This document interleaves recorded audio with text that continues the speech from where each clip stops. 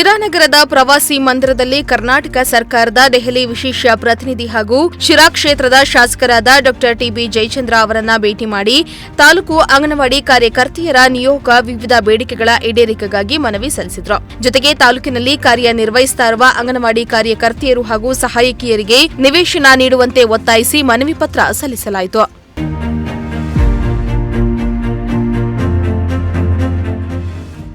ತಾಲೂಕಿನಲ್ಲಿ 484 ಮಂದಿ ಕಾರ್ಯಕರ್ತರು ಹಾಗೂ 484 ಮಂದಿ ಸಹಾಯಕಿಯರು ಕೆಲಸ ನಿರ್ವಹಿಸುತ್ತಾ ಇದ್ದು, ಇದರಲ್ಲಿ ಬಹಳಷ್ಟು ಮಂದಿ ಬಡವರಾಗಿದ್ದು ಬಾಡಿಗೆ ಮನೆಯಲ್ಲಿ ವಾಸಿಸುತ್ತಾ ಇದ್ದು, ಸರ್ಕಾರ ನೀಡುವ ವೇತನ ಸಾಲದೆ ಸಂಕಷ್ಟ ಬದುಕು ನಡೆಸುತ್ತಾ ಇದ್ದಾರೆ. ಅವರಿಗೆ ನಿವೇಶನಗಳನ್ನು ನೀಡಬೇಕೆಂದು ಮನವಿ ಮಾಡಿದರು.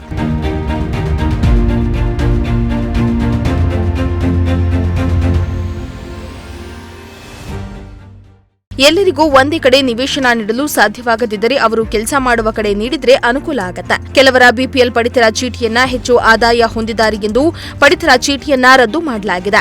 ಮಾನವೀಯ ದೃಷ್ಟಿಯಿಂದ ಬಿಪಿಎಲ್ ಪಡಿತರ ಚೀಟಿ ನೀಡುವಂತೆ ಸರ್ಕಾರಕ್ಕೆ ಮನವಿಯನ್ನ ಸಲ್ಲಿಸಿದ್ರು.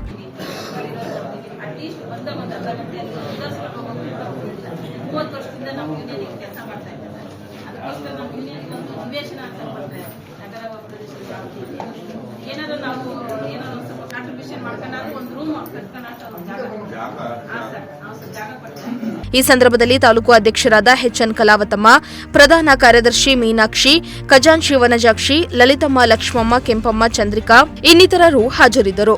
ಶ್ರೀಮಂತ ಪ್ರಜಾಶಕ್ತಿ ಟಿವಿ, ಶಿರಾ.